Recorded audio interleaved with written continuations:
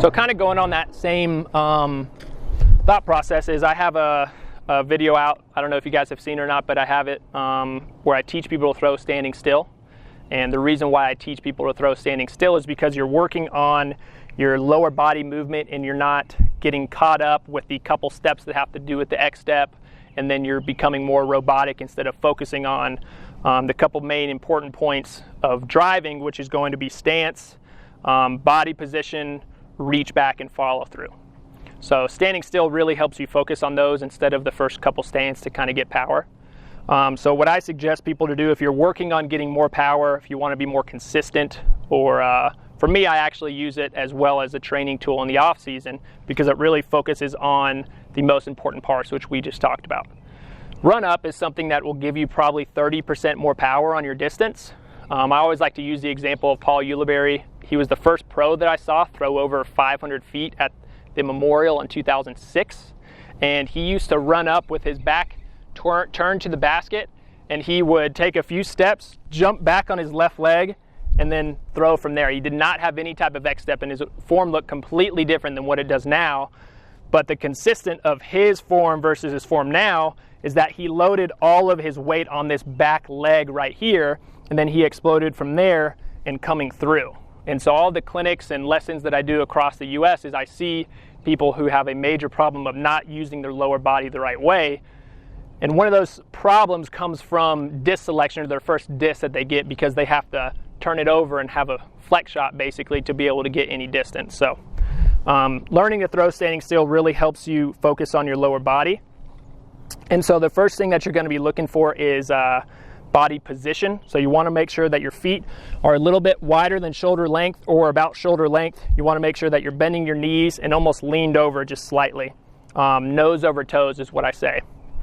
Nose over toes, you're actually kind of lowering your gravity. You're not going to have a lot of room to move your arm, kind of centering yourself a little bit more in an athletic position. And having your knees bent, you want to have your weight on more of your back foot right here.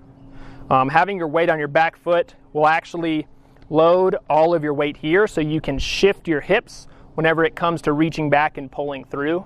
So if you guys were going through this with me, if you want to, grab a disc and go through it with me. It's a really good just practice routine to kind of get into.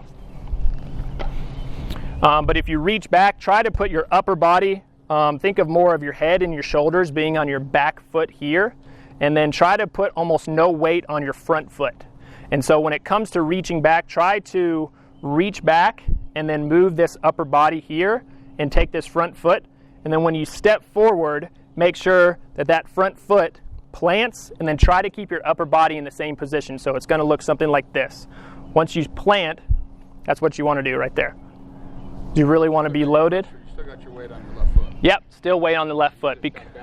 Exactly, you're balancing with that right, and that's basically an example of the last step in the run-up to set yourself up to throw.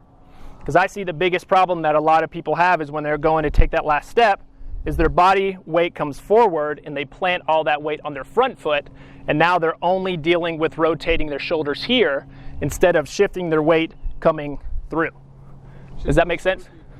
Facing back?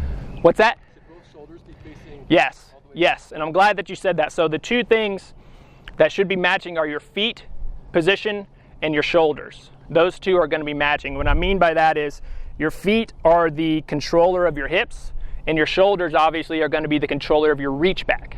So with your feet, you actually want them more diagonal behind your body, because if everybody kept their feet forward to where their hips are not moving and they tried to rotate, you'll almost feel like you're holding yourself back. But as soon as you rotate that front foot or even the back foot and try to reach back, you can feel your hips completely turn backwards, and you're getting all of that weight on your back foot right here. So that front foot being turned is one of the most important parts of getting your hips engaged. And then your shoulders is the most important part of getting your reach back engaged. So instead of going here, it's not necessarily a reach, it's more of rotating your shoulders and having that disc just slightly move back a little bit further, right here. Just like that. So when you're looking at it, it's going to go like that right there. And you're bending a little bit on the knee just to kind of be a little over dramatic. So whenever you do go and throw, it's going to feel like it's nothing. And so that's kind of the movement that you could do. You could practice in your house all day long. It's all about loading on that back foot and then you're going to be pushing off that back foot with the hips and then pulling through. So I'll throw a shot right here. So I have my feet lined up, my weight's going to be here.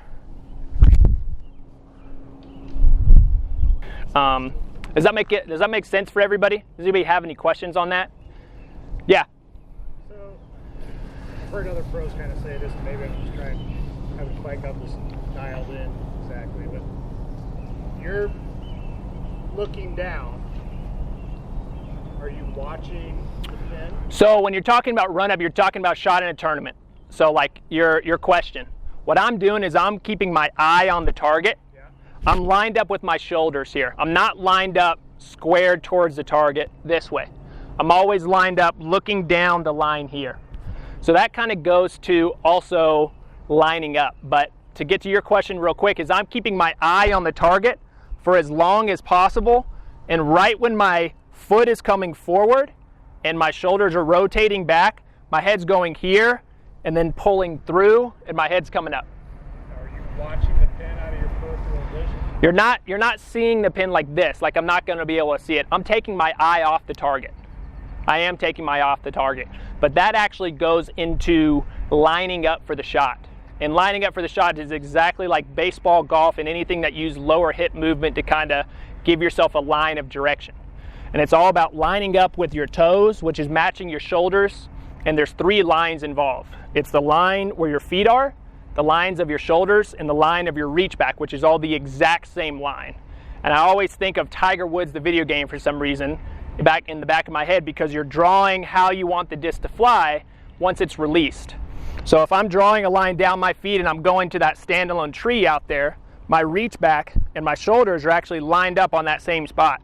And so when I reach back, that line goes right there and then straight forward as I bend my elbow, and then I'm pulling it straight towards that target, because that's where I want it to be released at. That's not necessarily where the target is, that's just where I need it to be released.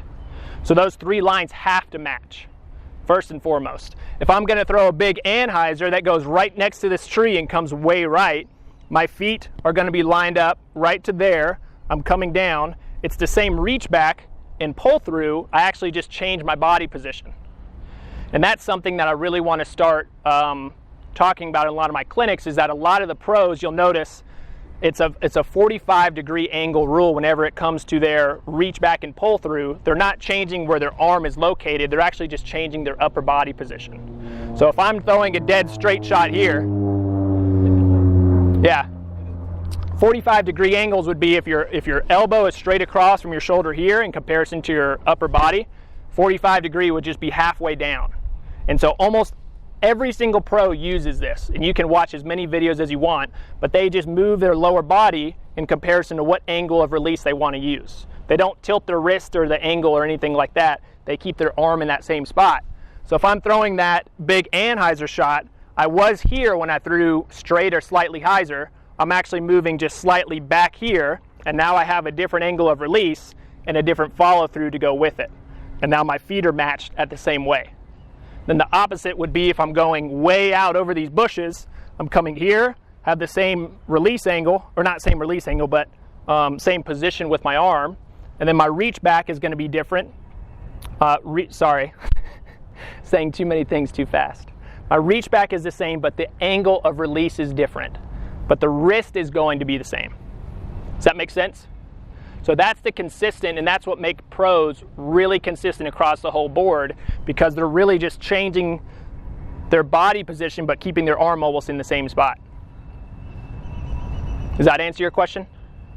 So do you look at anything while you're reaching back, or you have no, it's kind of gone. Yeah.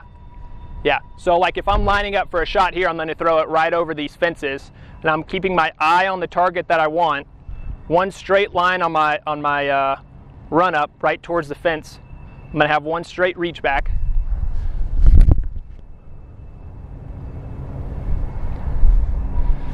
And it's just a split second. Yeah. Now, correct me if I'm wrong, but your finishing foot was slightly forward of your back foot. Slightly to the left. So you're talking about like this? Yeah. Yes, slightly. And that's where That's where it gets very, very gray area. I know that Simon and Eagle have a clinic online. People bring this up to me every clinic, which is totally okay. It's great. I love this type of conversation because I try to teach people to be as close as possible to that line, because when you start to teach people to move, they can move this front foot back, they start to throw Anheuser on every single shot. And so I try to be very precise, and you can be within toe to heel is pretty close to how you want to be. But if people get away from toe to heel and they start doing this, you can't throw a hyzer shot out of your hand. Now at that point, you're almost always coming straight across or low or any other type of area like that, because your arm is so far away from your body trying to throw a hyzer. Does that make sense? Yeah. It does come up to me every single clinic though, which is great. I mean, it's something that a lot of people ask, because you see pros that will line up here to throw a nice low, hard, slight Anheuser shot with a pretty overstable disc to make sure they get the nose angle over, and then it'll flex back, because a lot of pros throw a slightly more overstable disc for accuracy and distance. But when it comes to throwing spike hyzer or slight hyzer out of their hand in the woods, you're going to see them line up here and then throw that slight hyzer to where it pops up and either goes straight, finishes to the right, or finishes to the left. Does that make sense? I think so. I mean, if I'm wrong, essentially what you were kind of using the golf club analogy. Yeah. Golf club. Yep. Then at your release point, all those golf clubs are going the same direction. Yes. Exactly.